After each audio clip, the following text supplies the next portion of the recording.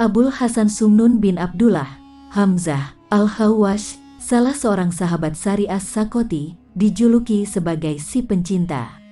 Karena tema dari ceramah-ceramah dan syair-syairnya adalah mengenai cinta mistis.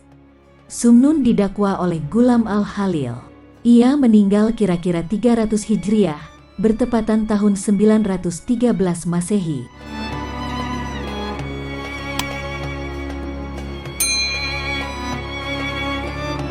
Riwayat Sumnun si pecinta.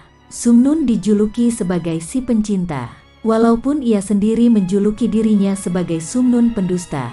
Adalah sahabat Sari As-Sakati dan tokoh yang semasa dengan Junaid. Sumnun mempunyai sebuah doktrin yang istimewa mengenai cinta, dan doktrin ini lebih diutamakannya daripada doktrin mistik.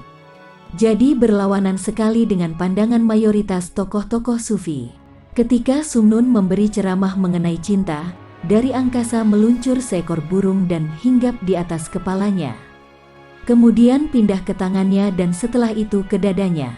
Dan dari dada Sumnun burung itu meloncat ke atas tanah, paruna dipatuk-patukkan dengan keras ke tanah sehingga mengeluarkan darah.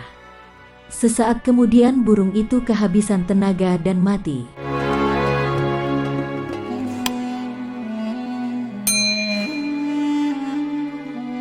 Ketika Sumnun pergi ke Hijaz, orang-orang Faid mengundangnya untuk memberikan ceramah.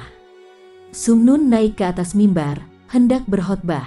Ternyata tak seorang pun yang mendengarkannya. Maka berpalinglah ia kepada lampu-lampu di dalam masjid itu dan berkata, "Aku akan memberikan pengajaran kepada kalian mengenai cinta."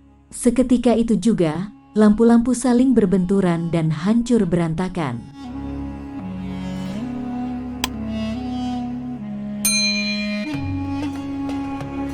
Diriwayatkan, di hari tahunnya Sumnun menikah dan mendapatkan seorang puteri.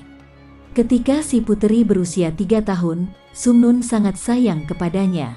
Dan pada suatu malam, Sumnun bermimpi dan di dalam mimpi itu, ia menyaksikan dirinya telah berada di hari berbangkit.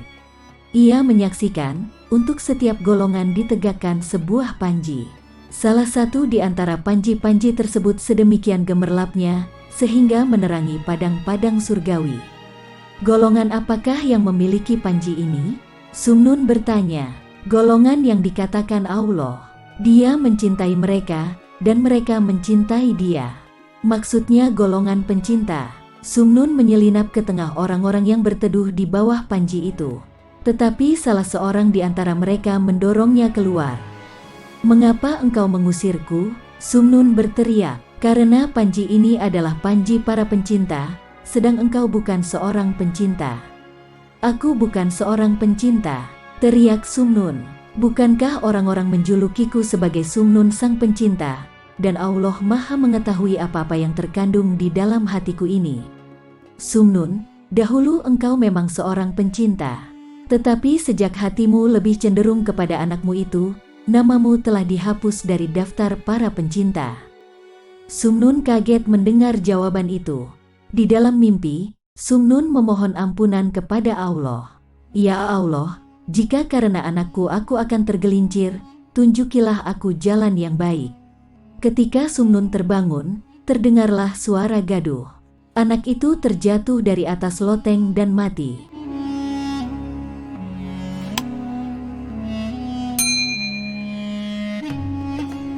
Selanjutnya, diriwayatkan pula bahwa pada suatu ketika, Sumnun menyenandungkan syair.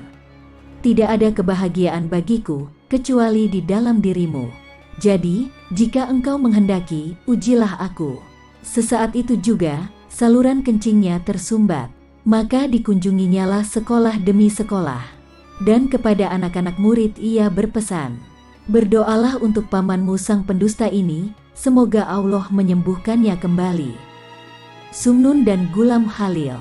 Gulam Halil memperkenalkan dirinya sebagai seorang sufi.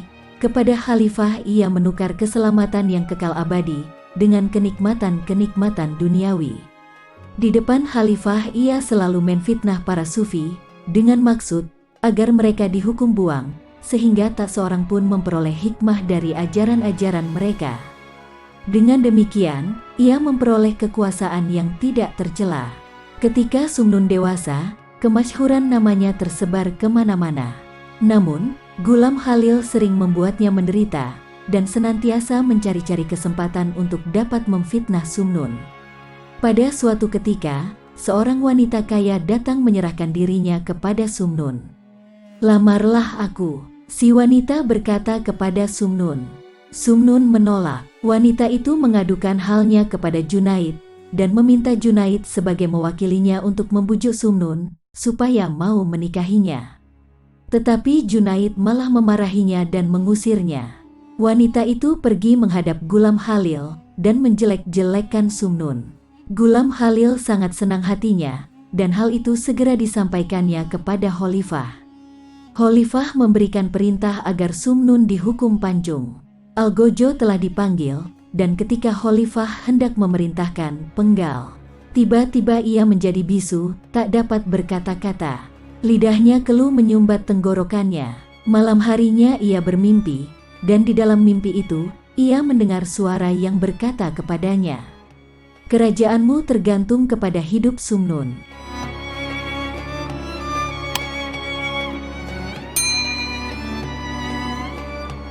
Keesokan harinya, ia memanggil Sumnun untuk dibebaskan dengan segala hormat dan diperlakukan dengan penghargaan yang setinggi-tingginya. Sejak peristiwa itu, kebencian Ghulam Khalil terhadap Sumnun semakin menjadi-jadi. Di hari tuanya, Ghulam Khalil menderita penyakit kusta. Ghulam Khalil menderita penyakit kusta. Seseorang mengabarkan kepada Sumnun. Sumnun berkata, "Rupa-rupanya ada beberapa orang sufi yang belum sempurna, telah berniat buruk dan melakukan perbuatan yang tidak baik terhadap dirinya." Memang Ghulam Khalil adalah penentang tokoh-tokoh sufi dan telah berkali-kali menyusahkan mereka dengan perbuatannya. Semoga Allah menyembuhkan Ghulam Khalil. Kata-kata Sumnun itu disampaikan orang kepada Ghulam Khalil. Ghulam Khalil bertaubat, memohon kepada Allah agar diampuni dosa-dosa yang telah dilakukannya dan menyerahkan semua harta kekayaannya kepada para sufi. Tetapi para sufi itu tidak mau menerimanya.